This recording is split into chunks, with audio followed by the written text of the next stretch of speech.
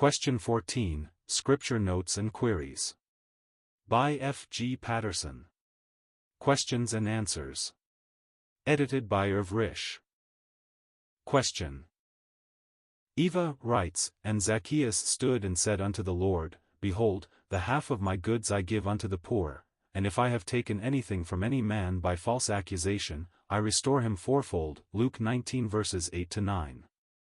Do you think this the language of self-righteousness, or of a heart touched by the grace of God? Answer. It is plainly the language of a benevolent and conscientious heart without the knowledge of salvation, which the Lord brought that day to Zaccheus' house.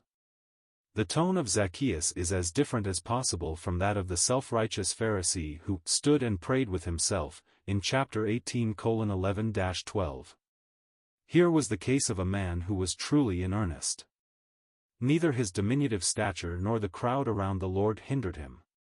Would that we might see many as truly in earnest as the blind beggar and Zaccheus.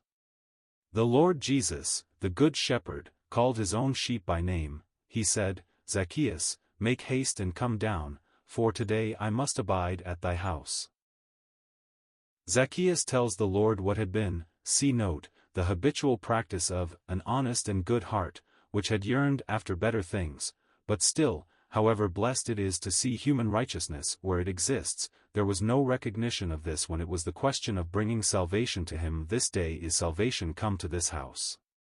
For the Son of Man is come to seek and to save that which was lost.